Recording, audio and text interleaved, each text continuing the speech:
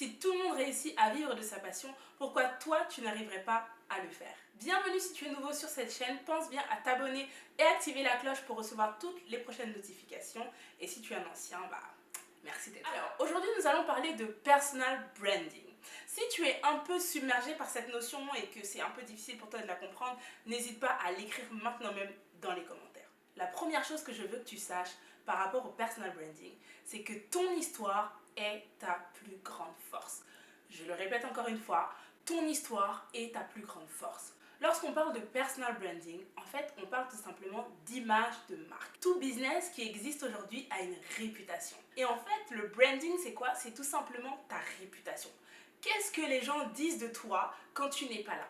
Ou qu'est-ce que les gens disent de toi? Quelle image ils ont associée à ton travail et à ta personne? Ton histoire, tes expériences, tes convictions et tes valeurs font de toi la personne que tu es aujourd'hui. Et lorsque tu arrives à mettre en avant tous ces critères-là, c'est là qu'on parle de personal branding. En fait, on parle tout simplement de toi. Aujourd'hui, tu es coach sportif, vidéaste, photographe, wedding planner, peu importe ton activité, mais tu as une histoire qui est attachée à la création de cette activité. Pourquoi est-ce que tu as décidé de créer cette activité? Quelles sont les valeurs qui y sont attachées? Quelles sont tes convictions personnelles? Qu'est-ce qui t'a poussé, motivé aujourd'hui à entreprendre? Plus tu vas partager ça avec ton audience sur les réseaux sociaux et plus les gens vont connecter avec toi. La deuxième chose que je veux que tu saches par rapport au branding, c'est que sur internet, pour vendre, il y a des règles. Comme je te le dis souvent, le fait que tu aies une passion, que tu aies un talent ou que tu sois tout simplement doué dans ce que tu fais, ça ne suffit pas.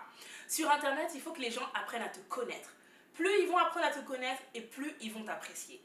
Plus ils vont t'apprécier et plus ils vont avoir envie de consommer ton produit ou tes services. On va prendre mon exemple en tant que photographe. Je viens sur les réseaux sociaux et je partage avec eux du contenu. Mais le contenu que je partage avec eux, c'est un contenu qui montre qui je suis.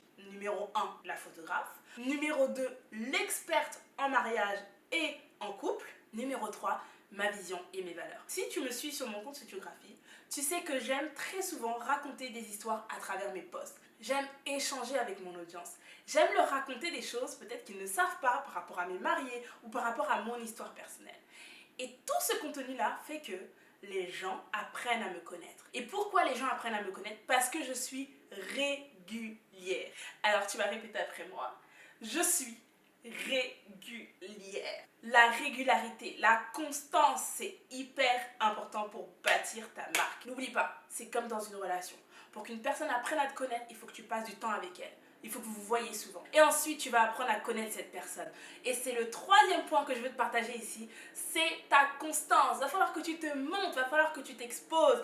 Et là, tu vas me dire, mais si, moi j'ai du mal avec l'exposition. Je suis un peu réservée, je suis timide. Ok, d'accord. Mais ton audience a besoin de te voir. Et tu n'as pas à être timide si tu sais que le service que tu proposes est un service de qualité et un service qui va aider les gens. Alors, si tu entends des bruits de fond, c'est normal, il y a des travaux juste en bas de chez moi et malheureusement, je n'ai pas le choix que de devoir les supporter. Le quatrième point pour bâtir ton personal branding, c'est de te positionner en tant qu'expert ou expert. C'est simple. Imaginons que toi, ton domaine, c'est la pâtisserie et que tu es spécialisé en gâteaux de mariage. Alors toi, qu'est-ce que tu vas faire vis-à-vis de ta communauté et vis-à-vis donc de tes potentiels clients? C'est que tu vas les éduquer. Tu vas les informer. Comment est-ce que tu travailles? Pourquoi un gâteau de mariage se fait de cette manière-là? Comment est-ce qu'il faut le conserver peut-être avant le jour J? Comment est-ce que toi tu t'y prends pour le construire, pour le créer, pour avoir de la créativité et de l'imagination? Partage ton univers avec ton audience, ça va bâtir ta marque et ça va te positionner en tant qu'expert dans ton domaine. Pour prendre mon exemple de photographe, quand je partage avec ma communauté, j'hésite pas à donner des conseils, des petits tips, des petites astuces à mes futurs mariés pour leur montrer que hey, j'ai de l'expérience, pour leur montrer que je sais de quoi je parle et je suis une experte dans l'univers du mariage. Également, ce que tu peux faire pour te positionner en tant qu'experte et pour montrer aux gens que tu sais de quoi tu parles, tu peux aller regarder dans les pages Facebook, dans les pages Instagram, vraiment qui sont reliées à ton industrie et mettre des commentaires par rapport aux questions des gens, répondre aux questions des gens et leur apporter de la valeur.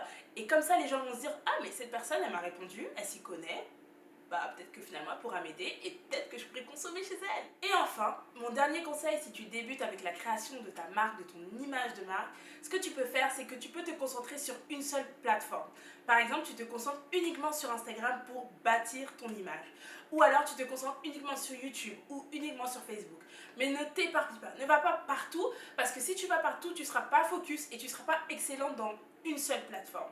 Donc vraiment, tu te focalises avec la plateforme avec laquelle tu es le plus à l'aise et surtout la plateforme où se trouvent tes potentiels futurs clients. Voilà mes amis, j'espère que cette vidéo t'a été utile. Si c'est le cas, like-la. Pense à la partager avec une personne en train de bâtir son business, qui démarre, qui débute et qui ne sait pas vraiment comment se positionner pour faire les choses. En attendant une prochaine vidéo, viens nous rejoindre dans mon groupe privé Facebook Vendre grâce aux réseaux sociaux où je partage énormément d'informations avec vous. On se retrouve également sur Instagram et je te dis à une prochaine vidéo. Ciao, ciao!